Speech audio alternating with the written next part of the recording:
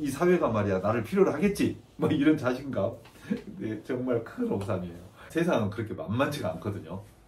예, 여러분 반갑습니다. 행소장입니다.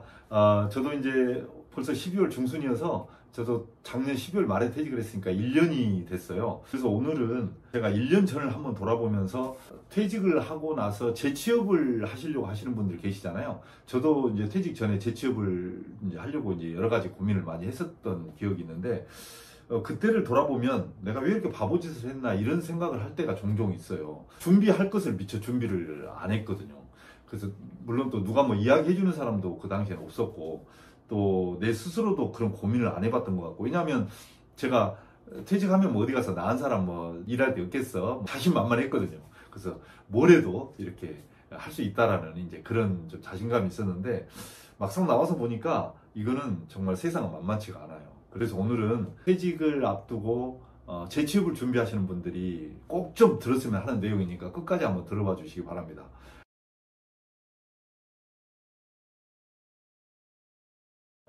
제가 이제 이런 이야기를 하면은 이제 엄청나게 욕먹을 수도 있는데, 세상은 퇴직자를 바라보는 시선이 이제 두 가지가 있습니다. 제가 봤을 때는 그래요. 하나는 뭐냐면, 퇴직을 하자마자 꼭 사회에서 뭐 불필요한 존재는 아니지만 꼭 필요로 하는 존재는 아니라라는 인식이 좀 있어요. 그러니까 뭐 있어도 그만 없어도 그만, 뭐 굳이 그렇게 꼭 필요로 하는 존재 이런 것이 아니다라는 그런 은연중에 그런 사회적인 그런 시선들이 있는 것 같아요. 나는 나이가 이제 뭐 50, 60밖에 안 됐으니까 뭐 군대를 보내줘 군대라도 갈 수 있는 그런 마음을 갖죠. 그러니까 뭐든지 할 수 있을 것 같은데 나보다도 훨씬 더 잘나고 똑똑하고 많이 배우고 이 시대에 가치를 가진 젊은 친구들이 정말 많거든요. 근데 거기에서 이제 내 자신도 같은 레벨에 두려고 하면 이 사회가 그런 시선으로 이제 바라봐 주질 않는 거예요. 두 번째는 어떤 게 있냐면, 이 사회는 이제 엄청난 속도로 바뀌잖아요. 그래서 우리는 보통 이제 경험 이야기 하잖아. 경험은 돈으로도 살 수 없어 이제 이렇게 이야기를 한단 말이에요. 근데 그거는 옛날에 그 달구지 타고 다니던 시절, 시대가 천천히 변하던 시절에는 과거의 경험이 엄청나게 중요한 그 이 시대의 어떤 그 가치가 됐었거든요. 근데 지금은 KTX나 SRT 타고 다니잖아요. 하루하루 달라지고 있거든요.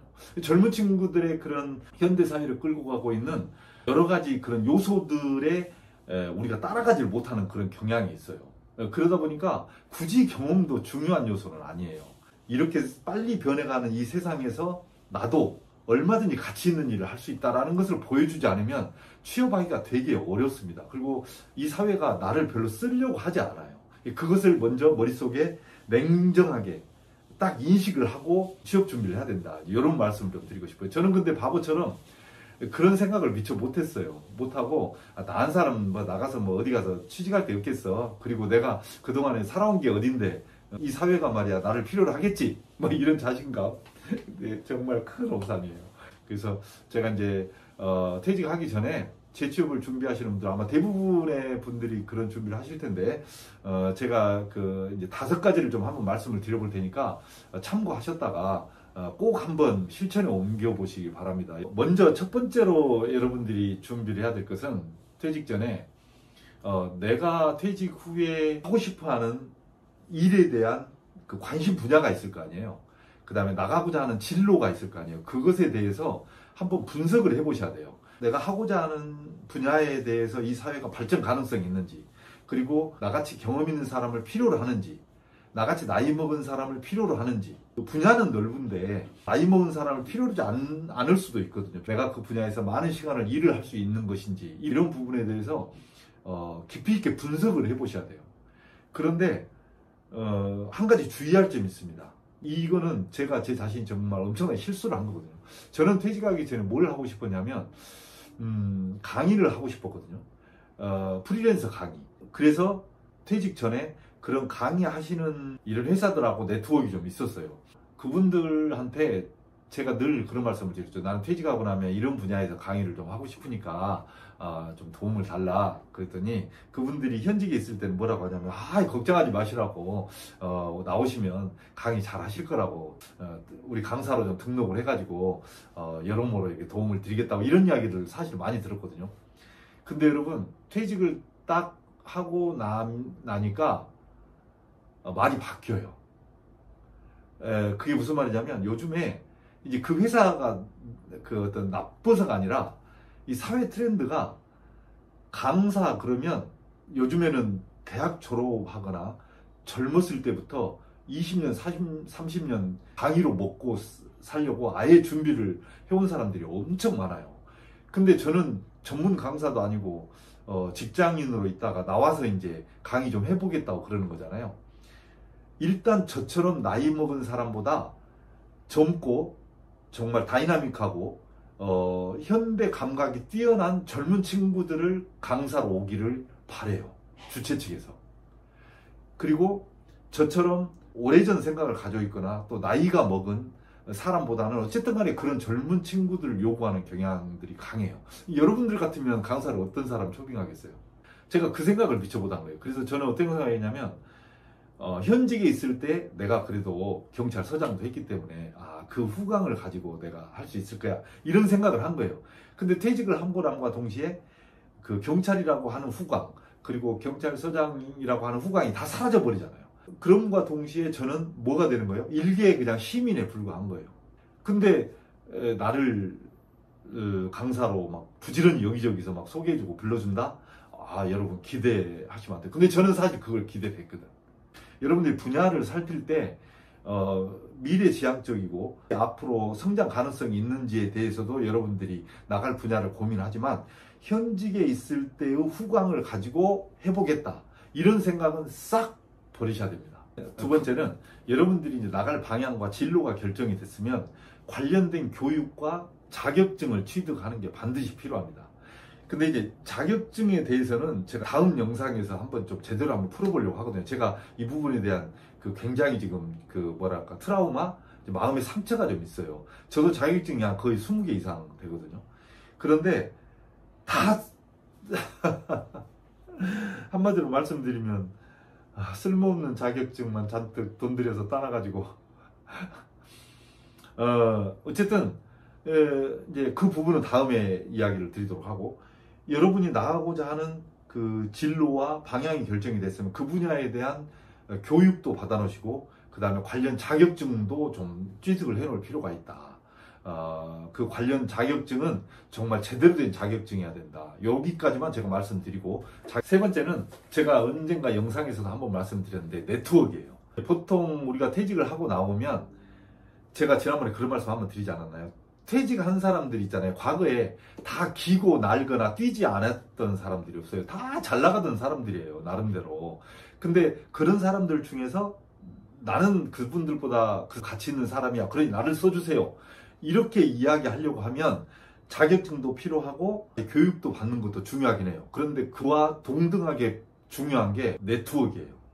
주변에 많은 사람들을 알고 관련된 업계, 협회라든지 이런 쪽에 네트워크가 좀 형성이 돼 있어야 돼요. 그래서 퇴직하기 전에 내가 하고자 하는 일에 대한 네트워크 형성하는 거, 이거를 굉장히 좀 중점을 뒀으면 좋겠어요.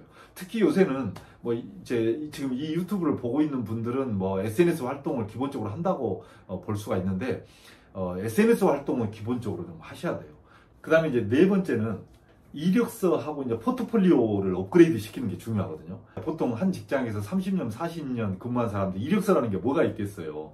뭐 어디에서 20년 근무, 어디에서 뭐 15년 근무, 그러면 땡이잖아요. 그런데 그거를 업그레이드를 좀 시킬 필요가 있습니다. 구체적으로 어느 날 나를 잡아서 자기 이력서하고 포트폴리오를 한번 이렇게 구성을 좀 한번 해보시기 바랍니다. 그래서 내 자신을 어필할 수 있는 역량이나 능력이나 경험이나 과거에 했던 나의 그 어떤 결과물이나 이런 것이 뭐가 있는지 이런 것들을 이력서로 쭉 한번 작성을 해보세요. 그 다음에 그것들을 남들한테 보여주기 좋게 포트폴리오로 한번 작성을 한번 해보세요. 그래서 기본적으로 내 이력서를 상대방이 보고 또 포트폴리오를 보고 이 사람은 이런 성과를 거뒀구나, 또 이런 역량을 발휘를 할 수 있구나, 우리 회사에 와서 이런 가치 있는 일을 할 수 있겠구나, 필요하네, 이런 마음이 들도록 이력서와 포트폴리오를 업그레이드 시키는 그 연습을 좀 꼭 하시라. 그리고 그것을 퇴직하기 전에는 반드시 초안을 좀 작성을 해놓을 필요가 있다. 그리고 다른 사람한테 한번 보여주세요. 뭐 집사람도 좋고 집에 아이들도 좋고 또 친한 친구나 지인들에게도 한번 보여주세요. 내가 이렇게 작성을 했는데 네가 봤을 때 좀 어떠냐 이렇게. 그래서 한번 검증을 한번 꼭 받아보기를 권고를 드립니다. 저는 그거를 일체 안 했어요. 그래서 막상 나와서 하려고 하니까 없어요, 쓸 게. 그리고 뭘 써야 될지도 모르겠고. 그다음에 이제 마지막 5번째는 면접에 좀 대비할 필요가 있어요.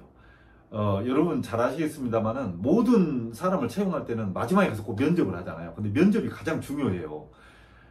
이제 물론 첫인상도 중요하지면 그 사람이 우리 회사에 와서 우리 일을 할 때 어떤 능력을 발휘를 할까, 이것을 이제 직접 사람을 보고 확인을 하는 거잖아요. 그래서 굉장히 중요한데 저도 이제 이 부분에 대해서는 좀 실패라기보다 별로 그렇게 생각지 않았던 그런 경험 중에 하나거든요. 저도 이제 면접을 하러 갔는데 나오는 이야기가 옛날 이야기만 하고 있는 거예요. 제가 옛날에 이런 일을 했어요. 과거에 이런 일을 했어요. 이런 이야기만 하는 거예요. 근데 그 회사에서 바라는 거는 네가 과거에 무슨 일을 했느냐, 이건 중요하지가 않아요.